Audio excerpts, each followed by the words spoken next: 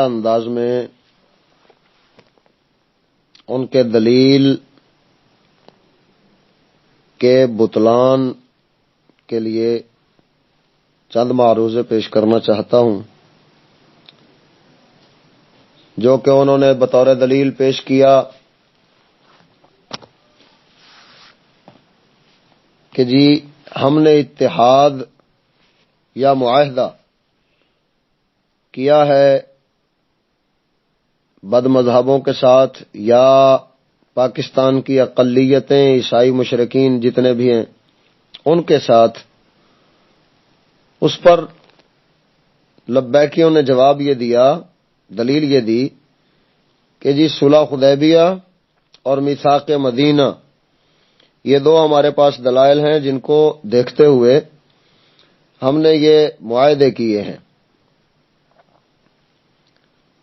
یا بد مذاہب سے اتحاد کے متعلق اگر پوچھا جاتا ہے تو انہی دو باتوں کو وہ دلیل کے طور پر پیش کرتے ہیں، اور عوام بھولی بھالی بیچاری جو بے علم ہے وہ سمجھ نہیں پاتے کہ دلیل میں دراصل کوئی وزن ہے ہی نہیں، بلکہ قیاس باطل طریقے سے کیا جا رہا ہے۔ تو ناچیز نے اس کے لیے سوالیہ انداز میں چند معروضے تحریر کیے ہیں جو پیش کرتا ہوں۔ پہلا نقطہ یا پہلا جو سوال ہے وہ یہ ہے کہ اتحاد آپ نے کیا ہے یا معاہدہ کیا ہے، کیونکہ اتحاد صرف مسلمانوں میں ہو سکتا ہے، صحیح العقیدہ مسلمانوں میں۔ ہاں البتہ معاہدہ آپ کافروں کے ساتھ کر سکتے ہیں۔ تو آپ نے کیا کیا ہے؟ بد مذاہب کے ساتھ اتحاد کیا ہے یا معاہدہ کیا ہے؟ اگر آپ اس کو اتحاد کہیں گے تو اس کا مطلب ہے آپ ان سب کو صحیح العقیدہ مسلمان سمجھتے ہیں، اور اگر آپ کہیں کہ جی ہم نے ان کو صحیح العقیدہ مسلمان نہیں سمجھا، ان کے ساتھ صرف معاہدہ کیا ہے، تو کیا تم نے یہ اعلان کر کے بتایا کہ یہ صحیح العقیدہ مسلمان نہیں ہے اور ہم ان کے ساتھ معاہدہ کر رہے ہیں؟ اب آتے ہیں ان کی اس دلیل کی طرف جو انہوں نے دلیل صلح حدیبیہ کا حوالہ دے کر بنائی، اپنی من گھڑت دلیل صلح حدیبیہ پر قیاس کر کے جواز ثابت کرنے کی نکمی اور بھونڈی کوشش کی ہے۔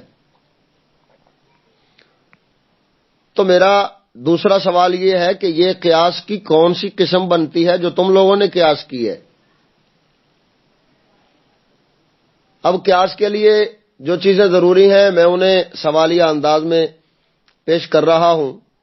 نمبر ایک، سید عالم صلی اللہ تعالی علیہ وآلہ وسلم نے معاہدہ کن لوگوں سے کیا؟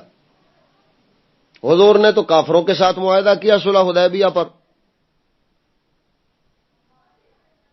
تو کیا یہ جو صلح حدیبیہ کے معاہدے کو دلیل بنا کر قیاس کرتے ہیں تو خود میں اور تمام بد مذاہب میں سے کس کو تم کافر اور مشرک سمجھتے ہو اور کس کو سید عالم صلی اللہ تعالی علیہ وآلہ وسلم کی سنت ادا کرنے والا سمجھتے ہو؟ ایک طرف سے ادھر مومن تھے، ایک طرف سے مشرک تھے، تو آپ نے مشرک سمجھ کر معاہدہ کیا بد مذاہب سے، یا انہوں نے آپ کو مشرک سمجھ کر معاہدہ کیا اور خود وہ مومن بن بیٹھے ہیں؟ یہ ناچیز کا سوال نمبر 2 ہے۔ سوال نمبر 3 یہ ہے کہ معاہدے کی ضرورت کیا تھی؟ سید عالم صلی اللہ تعالی علیہ وآلہ وسلم نے جب معاہدہ فرمایا تو اس وقت ضرورت تھی عمرہ شریف ادا کرنے کی، حج شریف ادا کرنے کی۔ تو بلیکیوں نے کس ضرورت کے تحت یہ معاہدہ کیا ہے؟ سید عالم صلی اللہ تعالی علیہ وآلہ وسلم نے جب معاہدہ کیا اس وقت کفار و مشرکین نے رکاوٹ ڈالی تھی عمرہ کی ادائیگی میں اور حرم پاک میں داخل ہونے سے روک دیا تھا. تو یہاں پر بلیکیوں نے جو معاہدہ کیا ہے کس رکاوٹ کے باعث کیا ہے؟ کیونکہ بلیکیوں کو اسمبلی میں نہیں جانے دیا جاتا، اور اسمبلی میں جانے کے لیے یہ معاہدہ کر رہے ہیں تاکہ ووٹ ہمیں بہت زیادہ پڑیں گے، جس کے نتیجے میں ہم اسمبلی میں پہنچ جائیں گے. تو میرا سوال یہ ہے کہ بلیکیوں، کیا تمہارے نزدیک اسمبلی اور حرم کعبہ برابر ہیں؟ قیاس جو کر رہے ہو حرم کعبہ کی زیارت کے لیے جانے والے رسول اکرم صلی اللہ تعالی علیہ وسلم اور آپ کے اصحاب کے عمل پر، تو کیا تمہارے نزدیک یہ اسمبلی اور حرم کعبہ برابر ہیں یا ان دونوں کی زیارات برابر ہیں؟ جو تم یہ معاہدے کو دلیل بناتے ہو قیاس کرنے کے لیے، اور تم جواز ثابت کرتے ہو بد مذہبوں سے اتحاد کی، لہذا یا بد مذہبوں سے معاہدہ کرنے کی، اور رکاوٹ ڈالنے والے جن کے ساتھ تم معاہدہ کر رہے ہو ادھر تو مشرکین تھے تو ان سے معاہدہ ہوا، تو تم نے کن کے ساتھ معاہدہ کیا؟ اسمبلی میں جانے کے لیے اپنے مد مقابل الیکشن لڑنے والے سے معاہدہ کر رہے ہو، یا اپنے ساتھ ملانے کے لیے ووٹ دینے کے لیے معاہدہ کر رہے ہو؟ یہ ناچیز کا سوال نمبر 3 ہے. تم نے جو معاہدہ کیا وہ کن کے ساتھ کیا اور کیا سمجھ کر کیا؟ اسمبلی اور کعبے کو کیا برابر سمجھ کے کیا جو قیاس کرتے ہو اس بات پر؟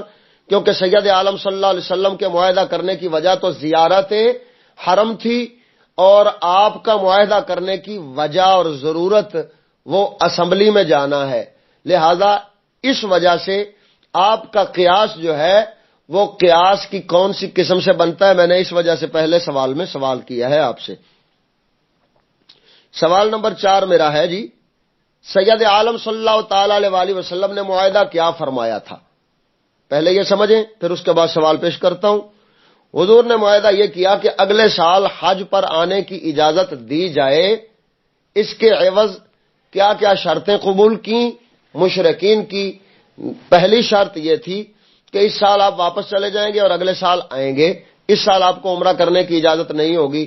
پہلی شرط یہ قبول فرمائی، اور دوسری شرط یہ قبول فرمائی کہ اگر کوئی مشرکین کی طرف سے بھاگ کر ایمان لاتا ہے اور وہ مدینے آ کے پناہ لیتا ہے تو تم اسے پناہ نہیں دو گے، جبکہ ہماری طرف اگر کوئی آئے گا اسلام کو چھوڑ کے تو ہم اس کو پناہ دیں گے اور اس کو اپنے پاس رکھیں گے، اس کو بچائیں گے، اور اس کو تمہارے جو ہے نا وہ اپنا عذاب سے بچائیں گے.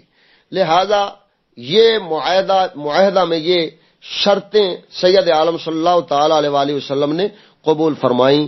اب مجھے بتائیں بلیکی کہ وہابیوں کی طرف سے یا شیعوں کی طرف سے، نیچریوں کی طرف سے، یا جتنے بھی جمہوری شیاطین کے ساتھ اتحاد کیا یا معاہدہ کیا، تو اس میں ان کی کون سی شرائط تھیں؟ کیا بلیکیوں نے یہ قبول کر لیا ہے کہ اگر کوئی وہابی سنی بنے گا تو ہم اس کو واپس کر دیں گے وہابی بنانے کے لیے، لیکن اگر کوئی جو ہے نا سنی وہابی بن جائے گا تو ہم اس کی اجازت دیتے ہیں کہ آپ وہابی بناؤ، آپ چاہو تو شیعہ بناؤ، آپ چاہو تو نیچری بناؤ، جو مرضی بناؤ، جمہوری شیاطین میں سے جس کو مرضی بنا دو. لہذا کیا یہ بلیکیوں نے اجازت دے دی ہے؟ کیونکہ سید عالم صلی اللہ تعالی علیہ وسلم نے جو معاہدہ کیا تھا وہ یہ معاہدہ تھا. اب معاہدے پر قیاس کیا ہے، جو معاہدہ کیا ہے اس پر قیاس کیا ہے، جن کے ساتھ معاہدہ کیا ہے اس پر قیاس کیا ہے، یا جو ہے وہ معاہدے کی ضرورت پر قیاس کیا ہے؟ یہ بلیکی مجھے جواب دیں گے. میرا سوال نمبر 5 یہ ہے کہ معاہدہ سید عالم صلی اللہ تعالی علیہ وسلم نے کیا تھا 4 سال کے لیے یا 10 سال کے لیے؟ تاریخ میں آتا ہے 4 سال سے 10 سال، یہ 2-3 روایتیں ملتی ہیں اس میں. تو بلیکیوں کا معاہدہ جو ہے وہ کتنے عرصے کے لیے ہوا ہے، اور ادھر معاہدہ توڑنے کے لیے سزا بھی مقرر کی گئی تھی، اور ادھر جو ہے معاہدہ توڑنے والے کو سزا کیا ہوگی، اور ادھر معاہدہ کرنے کے لیے ثالث بھی مقرر کیے گئے تھے، تو یہاں پر ثالث کون ہے؟ سوال نمبر 6 ہے میرا کہ میثاق مدینہ کو جو دلیل بنا کے